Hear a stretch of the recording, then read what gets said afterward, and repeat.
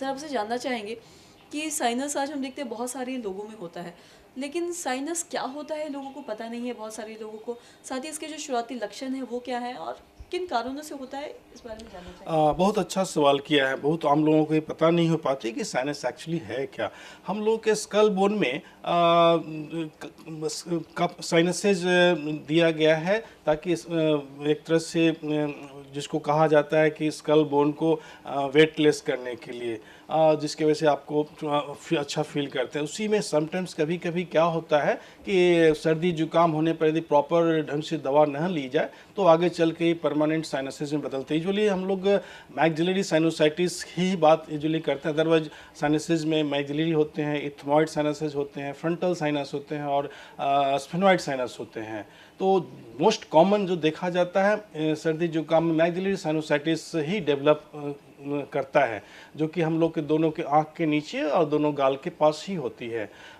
तो इसमें शुरुआती लक्षण जो होते हैं मरीज को कि सर्दी जुकाम हुआ, सर में दर्द हुआ, हमेशा नाक से पीले पीले डिस्चार्ज आने लगते हैं, नाक बंद की समस्या होती है, सांस लेने की भी समस्या आने लगती है।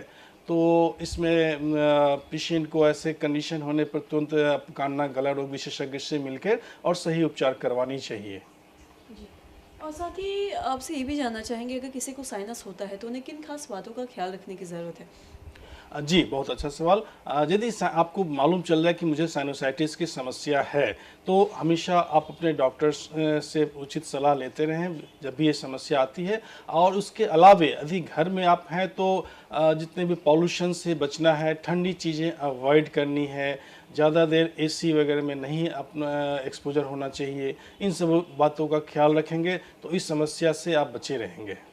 जी, और साथ ही साइनस में भी ऐसा कहा जाता है कि सांस लेने में थोड़ी दिक्कत आती है, तो वहीं अगर अस्थमा भी है उसमें भी कुछ ऐसा ही होता है कि सांस लेने में दिक्कत आती है। कई बार लोग साइनस और अस्थमा को सेम समझ लेते हैं, तो दोनों में क्या कुछ अंतर है। नहीं, एक्चुअली जो साइनस है वो मैक्सिलरी साइनोसाइटिस है, और भी जो साइनसेज हम लोग के स्कल बोन में है like ethmoid, frontal, sphenoid sinus.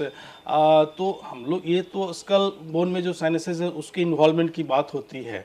लेकिन जहाँ तक अस्थमा की बात होती है तो श्वास नली की समस्या होती है, उसमें सीक्वेंट पैदा होने पर ये समस्या आती है, जो कि बाद में पेशेंट को लगातार खांसी रहना, सांस लेने में दिक्कत होना, ये आती है। लेकिन जहाँ साइनोसाइटिस की बात है तो उसमें हमेशा देखा जाता है, हमेशा पेशेंट कंप्लेन करता है कि मुझे सांस लेने में दिक्कत हो रही है, यानी कि नाक से ही समस्या होती है।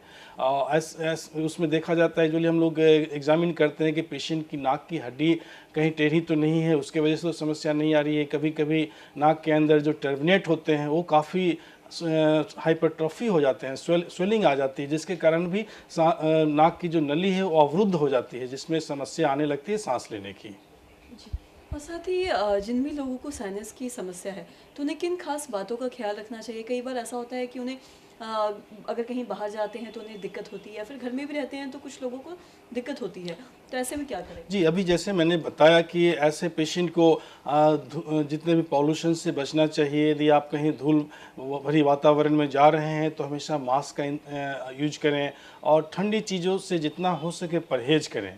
और दूसरी बात कि आप जब भी ऐसा हो तो अपने मेडिकेशंस, कुछ डॉक्टर के बताए हुए जो मेडिकेशंस हमेशा अपने पास में रखें। यदि आप कहीं घर से बाहर हैं तो कुछ ऐसा दिक्कत आने पर आप इस सही टाइम पर उसका इलाज कर सकें।